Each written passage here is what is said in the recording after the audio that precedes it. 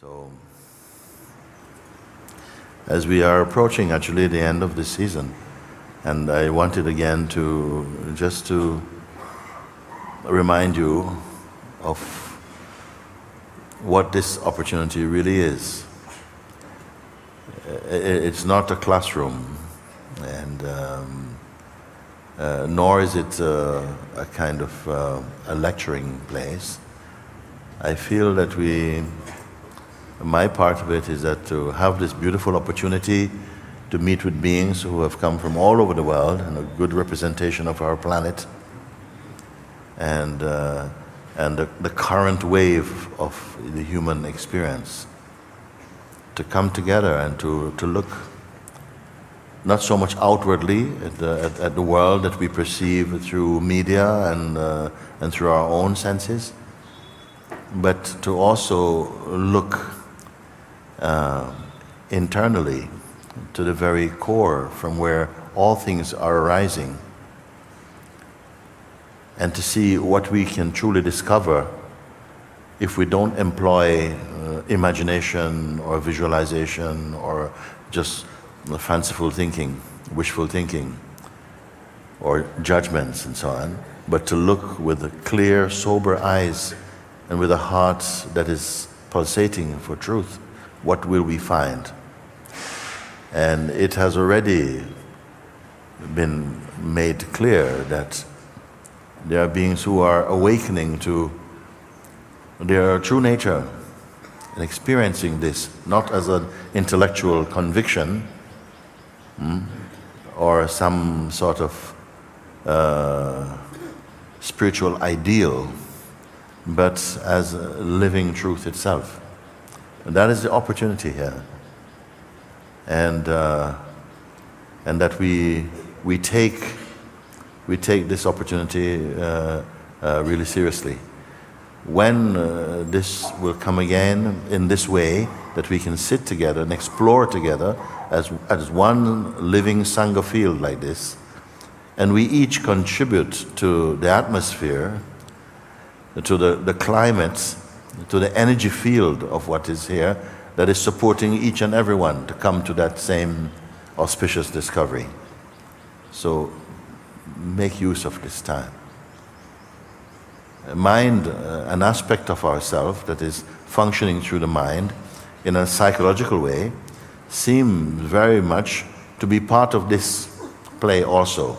But it seems that very often its play is to distract you from this most important discovery, and to keep your mind in the mode of just a person, so you're only thinking through the personhood mode, which is our weakest link as consciousness. And the more we stay on the level of consciousness in the form of the person, the less appeal what I am sharing with you will be.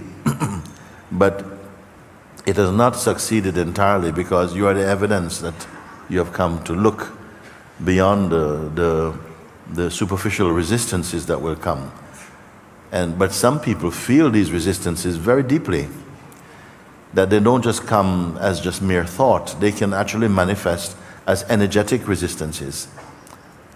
They can bring in the feeling of nausea, or even simulate a kind of a headache or stomach pains. They can come in these forms. But they cannot work on their own. No thought can think itself. And no thought is self-employed. It is working for something.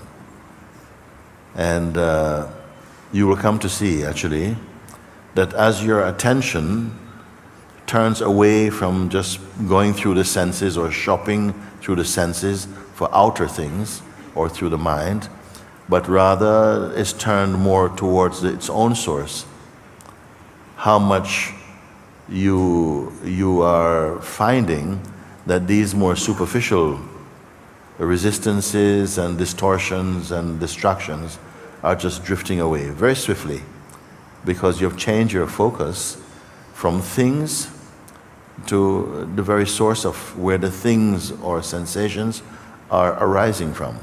So, little more to say about this, just to touch base again about some very basic things. And we'll see now as we move again into our true place, because you cannot be every day leaving and coming back to. There is something that remains unmoved, unchanging, through the various play on the surface of leaving and coming back and being distracted and coming back. There's something here that is grounded in itself, that is not part of that movement. It's not part of any kind of distraction. It is here. And I am wanting that you come to see this so clearly. And not by imagination, simply because it is here. It is the ground of being. And for you, I will ask you, when your mind is resting in the heart of your being, you will be able to speak from the authority of your own experience as to whether you're in a changing place or not, if you're in a shifting sands or not, or whether you are home. You'll be able to say that.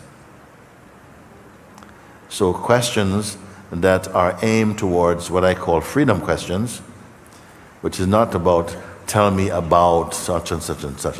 They are fine up to a point, but more freedom questions, which are coming from an urge to really to be free from the psychological hypnosis of conditioning, and these sort of the influence of the psychological mind.